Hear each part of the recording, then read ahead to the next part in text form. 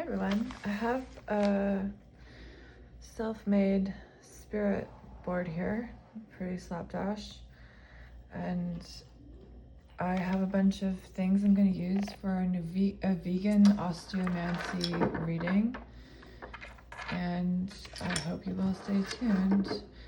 I have a long list of the meanings that I'm not going to go over, but each of these has a special meaning, and when we cast them, which I probably won't show, we will see where they land and what they mean. So I will be right back. Okay, so this is what we have after I casted the stones, and I'm gonna read from my list and have every single item has a meaning. And this is one of my favorite things to do, and I haven't done it for a while, so I'm pretty excited. Okay, let's start in the beginning, in the middle, which is the ego. So your ego has the shell, it has the penny, and it has the charm of, it's actually my birth chart from an old boyfriend, so it has some sentimental value, which is why it's in the reading, because everything here has special sentimental value and has been handled in my hand many times, which I feel adds psychometric power. So the penny, let's see, what did I make the penny mean? Oh boy, this is how it can get fun. The penny means earth. Okay, so your money, so your ego is caught up in your stability right now in practical things. Your ego is worried about getting money, it's worried about all things earth related, and I would also read this as your ego is begging to be grounded in some ways, because you know, earth is a grounding element, obviously. But you're focused on money, you're focused on maybe practical logistical things right now. Your ego is also concerned with let's see, what did I say this charm means? Oh, come on. Birth charm means hopes and dreams. Yeah, you're thinking a lot about like the things you want and how things could get better. Like your hopes and goals are, you know, your main, like you're making a lot of your focus is on goals that would show up in the external reality here with the money. Okay, so that's not bad, but that's what your focus is on. The shell, sorry, it's dirty, is elements of water. So your ego may be like mutable right now, or you may be like actually in your emotions, your ego, like you may be like very, sounds counterintuitive, but like your ego may be caught up in some feelings and some personal feelings. Okay, so then we got, this is a sort of a warning area. I mean, wherever the scorpion falls. So this is female psyche, divine feminine. I've got actually a bunch of things here. So, sorry. So in your female psyche, there's a warning here that you are not listening to your intuition, I guess, in some capacity. Maybe you're being too, maybe there's somebody who's been predatory and you're continuing to see them in a positive light. And the prairie stone is air, which is about thoughts. So you're actually really caught up in your thoughts right now, more than sort of your, you know, you're caught up in your thoughts more than like flowing, I want to say, okay? More than flowing with life.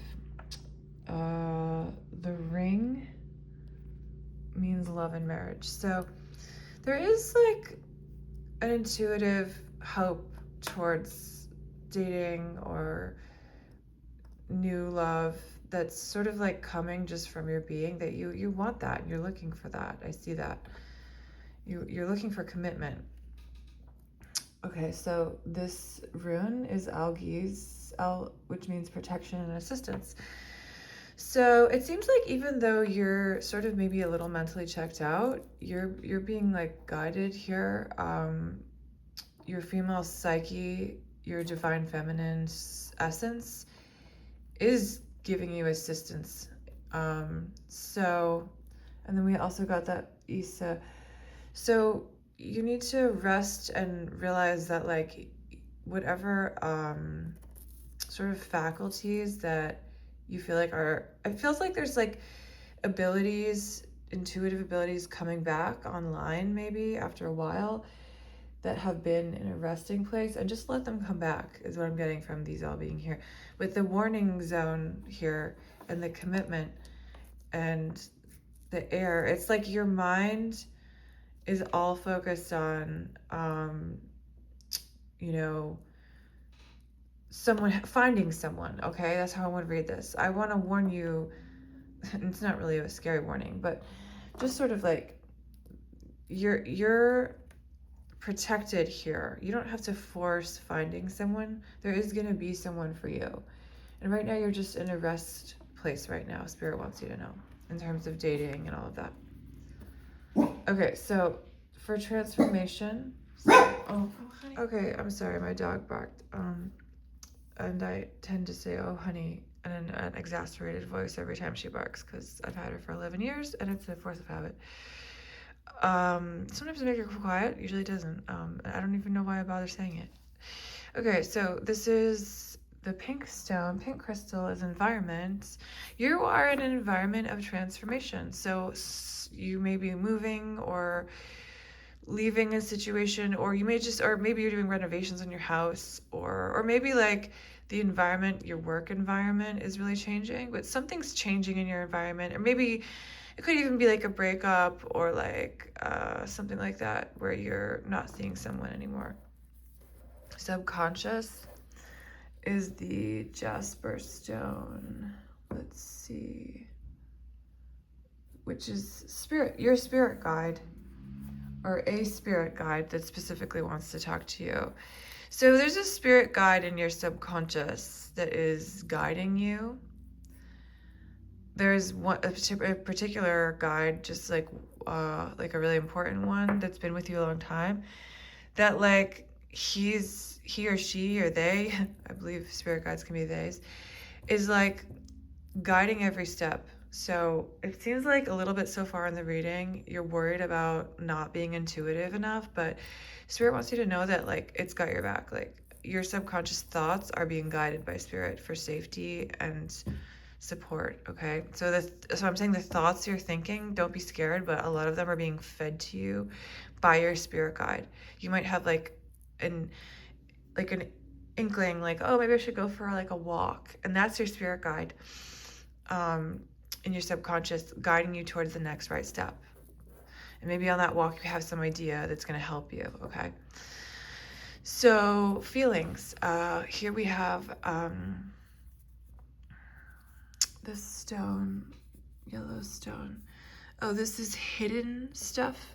So you've got some hidden feelings, and then these runes here, the Jera, Legus, water, emotions, fears, and then we got Awa's death and rebirth. So your hidden stuff is that you're going through. It's funny because the emotions and fears fell on the feelings part. I feel like something may have happened that caused you a lot of intense emotion, which is actually the physiological response to trauma. And then your feelings are like you're having a rebirth now, because the feelings is how we mentally process what's happened. And you're what's been hidden for a long time, I'm feeling, since it's kind of a larger stone here that I've made for what's been hidden, is that you've been hiding. There's been a secret transformation happening, a secret rebirth, and you're transforming fear into something beautiful, and that's amazing. Okay, spiritual ambitions, Berkana, birth, growth, what does that say? Hearth? I don't know, it doesn't make any sense. Okay, so I also just read this as like a fertility stone. I feel like you maybe want to have a child. Maybe that's like something important to you, but also if that's not the case, it could just be like a desire to make a new start, like to start something fresh in your life. New place to live, new job, new relationship, it's like a new birth. I'm sorry, that's my dog snorting. She feels like I'm ignoring her. So hi Daphne, it's okay. Right in between spiritual ambitions and creativity, we got this stone, which is, oh, what did that mean? White, yellow, small stone. I'm sorry, just give me a second. Gray, small stone. It's really hard because you have to make a list of all the stones. Oh, okay. White stone is fire. And it's in between spiritual ambitions and creativity. So actually you've got a lot of fire. You've got a lot of Agni, as I like to say it, which is like the Hindu term for like fire, or yogic term. So you've got a lot of fire that's like bridging you to do, like your spiritual ambitions have a lot to do with your creativity. I think you're a very creative person. You're being called and there's like a fire under your seat to do creative things right now. And that's actually linked to your spiritual goals and this new birth that you're wanting, which again could literally be a child. Or it could also be a rebirth, like in a health sense. Okay, we got the small stone. Let's see, what should I use for the small yellow stone? Fake yellow big stone. I'm sorry, this is like so unprofessional. Luckily, I'm not being paid by anyone to do this. Yellow small stone, ancestral spirits. So this is different than spirit guide, because the spirit guide down here is like a guide that's been with you a long time. This is like ancestors and guides, or ancestors and just spirits that are like around you. And they really want you to focus on your creativity right now. Actually, this is a directional piece here. So it's pointing that your ego, I'm seeing that the creativity, oh my God, that's funny. We got creativity in the creativity spot. Is that right? Wait. Yellow small stone. No. Okay. So, sorry. Because fire can be for creativity. So, your ancestors are wanting you to be creative, and this directional piece is pointing your ego through creativity towards the male psyche and divine masculine. So I'm reading that as that like the directional force, your ego and your creativity, which is, ego is not a bad thing. It's just how we express sort of the inside on the outside. It's also just how we think of ourselves. You're being called, and since this like spirit guides is here, it's like spirit is wanting you to express in the outer world your creativity. Like you need to go out there and like, I don't know, maybe you're a songwriter, play your music live. Maybe you're an actor, go be on stage. Maybe you are a writer, try to publish your writing somewhere. It doesn't matter where, it's putting it out there in the world. And this rune is Ingu's fertility, true love, harmony, music. I feel like your creativity, just like being creative, doing your art, whatever it is going to bring a new relationship, because you're going to be so focused on your art that it's just going to naturally attract the vibration that will attract new love. This big stone is Fate's hand. Wow, that's funny. I just wrote that intuitively as a meaning. So Fate's hand, it's sort of like your ego, creativity, male psyche, fate's hand. Fate's hand is pushing you to make your art, to put your art in the world, basically. That's what I'm being told. To put your creativity in the world, to put your voice in the world, okay? Because I see the male psyche as sort of what's being expressed outside and what's being like projected, okay? So it's got a lot of, I think we pretty much got everything here. Oh, wait, okay. So also, I'm sorry, in the subconscious, we also have this small jagged gray stone. This is your higher self and your soul's desire, which lives in your subconscious with your spirit guide and your, what is this, Rado movement. Your spirit, right now, your soul's subconscious, I mean, your soul's desire, your higher self and soul's desire is seeking movement. And your spirit guide is really connected with your soul's desire and is urging your subconscious mind to a journey, a travel, a ride. Maybe you're literally going somewhere new, or maybe you've been pushed somewhere new, okay? And then this represents the querent themselves, so this is you. And it's actually in the intuition spot, which is funny because earlier in the reading, it was like sort of saying that you don't feel like you are in touch with your intuition. But this is telling me that like you are actually extremely intuitively skilled, and you've gotten, so it's telling me you've come really close to being in some really sketch situations, and you used your intuitive sense to get out of them. And also Spirit's telling me that you are just so in your intuition right now that you don't notice it because you've been surviving on it. Maybe you're in survival mode.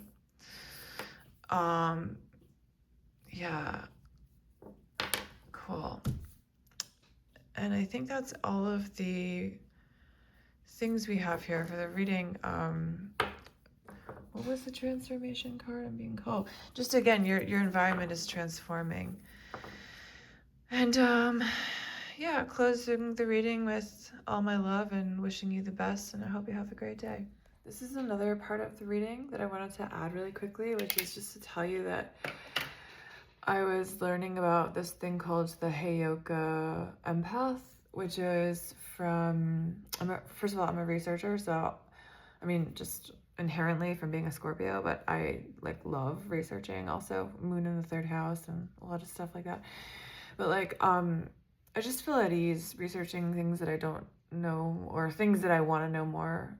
So I was researching the Heyoka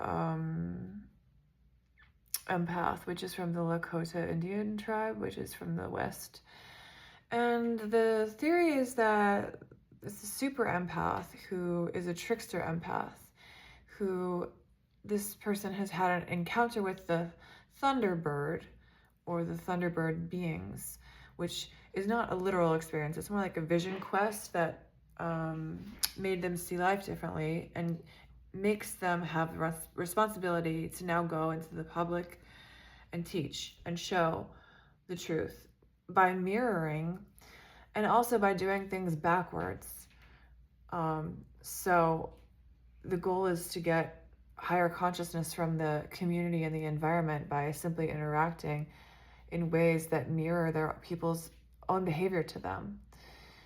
And it's a trickster energy because you doing things backwards, like it's supposed to be someone who like wears their shirt backwards or wears the wrong clothes in the wrong season, or like does things operationally backwards, but is meant to show that like, we have an idea of how things are and how they should be and in society, and that a lot of the healing has to do with flipping our ideas, our preconceived notions. I'm also being called to talk about the sort of differences here between starseed, a crystal aura, and a sorry, my obnoxious dog likes to bark when attention isn't paid on her, but I was gonna say there's a thing called the crystal children, which I was told by a psychic that I'm part of this sort of tribe once years ago, and being that she said I had a crystal aura and that I was part of this group. There's also indigo children, but so indigo children are born in the 80s, pretty much that whole decade, I think, starting maybe late 70s, and they are like empaths that are meant to lead, and like they're the warrior guide empaths. And then the crystal children came in the late 80s and then early 90s, and they're supposed to be like sort of like a crystal aura would mean that there's not a lot of filter, like they're very open to energy, and they're meant to be psychic and intuitive and empathic people.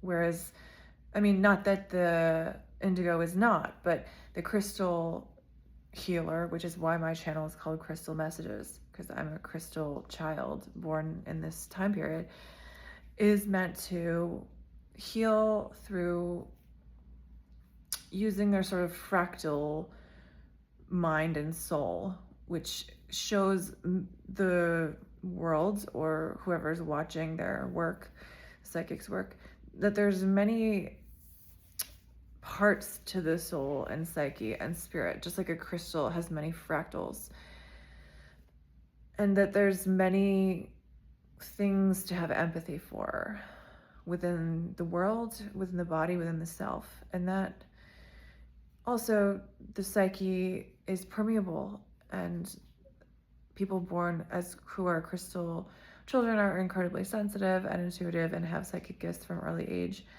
And anyway, I'm just feeling called to share those with you. And the starseed is someone who is born, this is where we get really hippie out there. It's somebody who has had past lives on other planets or in other dimensional realms. And so, yeah, put that in your pipe and smoke it.